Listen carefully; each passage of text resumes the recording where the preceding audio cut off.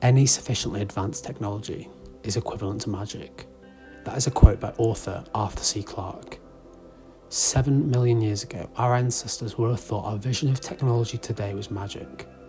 We have slowly developed as humans over the millions of years we have inhabited the earth. But it's not been easy. We've had to go through war, revolution and crisis. We've advanced from smaller, more isolated communities into the cramped but efficient cities we live in today. We live in a world where to talk to someone, all we need to do is pick up our phone and go on social media. We live in a world of opinions, a world of distractions, a world in which we are surrounded by information.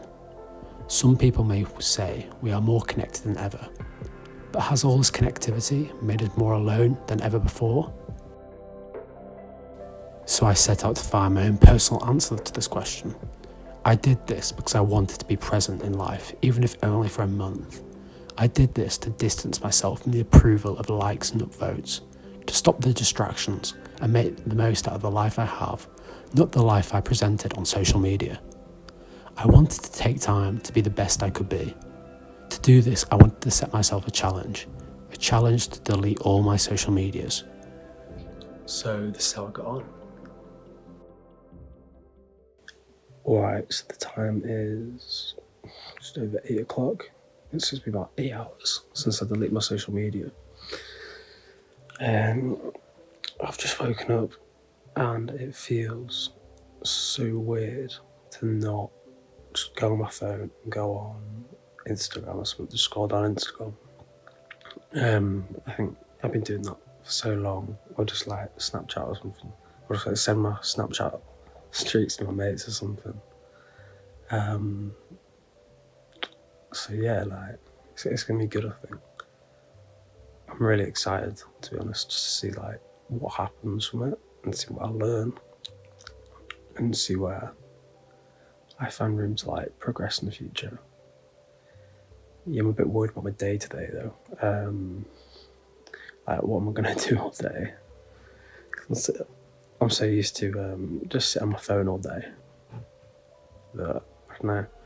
We're just gonna have to see what happens, I suppose. I might end up doing all my uni work, might end up just sat watching TV all day, sat watching YouTube, who knows, but it'll be fun regardless, I think.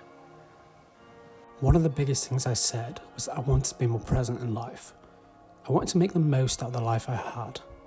I thought the best way to do this was set a routine. I was sick of waking up and spending hours on social media. First, I decided to put my phone on airplane mode before I went to sleep, so I had no alerts to wake me up in the morning. Then I decided to start meditating and learning and reflecting daily. Most importantly though, I started exercising every day. So I think it's time for my first run. Let's go. Alright, so I've just finished my run. My first instinct usually after this would just go home, have a shower, and just sit on my phone for a bit. Probably waste away the rest of my day really. Whereas instead today, I'm going to go home, have a shower as normal, and then I'm going to go and get on Skillshare online and do a Photoshop course. Something I've never really done before, especially after a run. Usually these days are no-goes. After a run, nothing happens. So I'm really excited to do that. So let's see how it goes.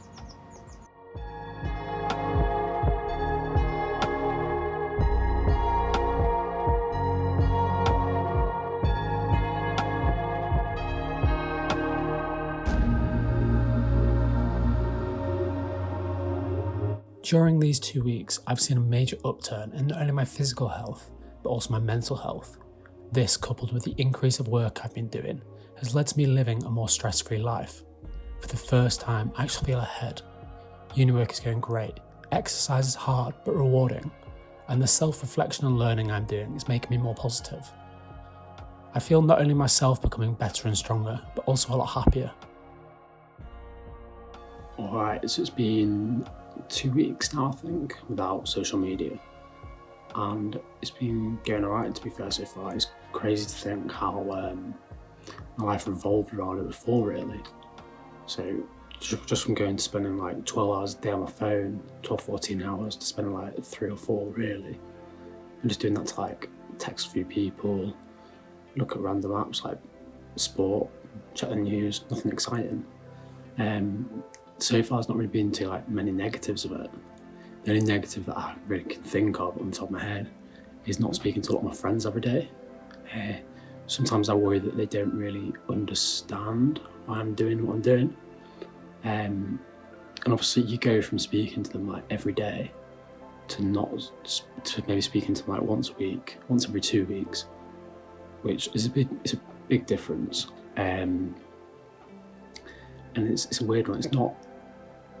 It's like sometimes I do have to explain, like remind myself really that I'm not doing it because I don't want to speak to them, because I'd love to speak to them, but it's just I'm not on my phone, if that makes sense. It probably doesn't, but yes, it's like I have the time for them. I think about them all the time. Like, I still love and care about them, but it's just I need to do this for me, and I need to take this out of my life. Like, we've gone through hundreds of years, thousands of years without being on your phone every day. We didn't even have phones most of the time, and it was weird to speak to your friend like every day and like speak to them like outside of school or outside of work.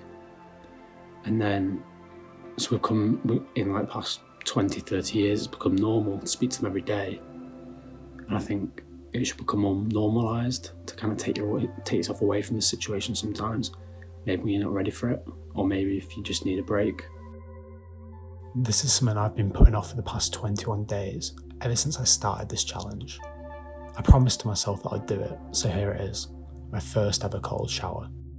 I decided to put myself through this torture because cold showers are scientifically proven to help wake you up, increase the blood circulation, and reduce muscle soreness post-workout.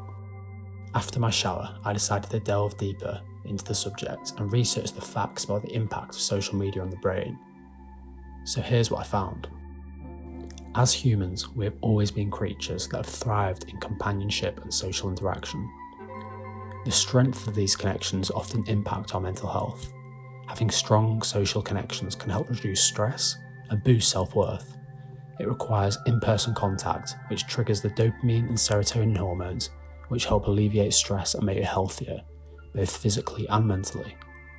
Thus meaning, if you rely on social media for your connections, it means you can miss out on these hormones.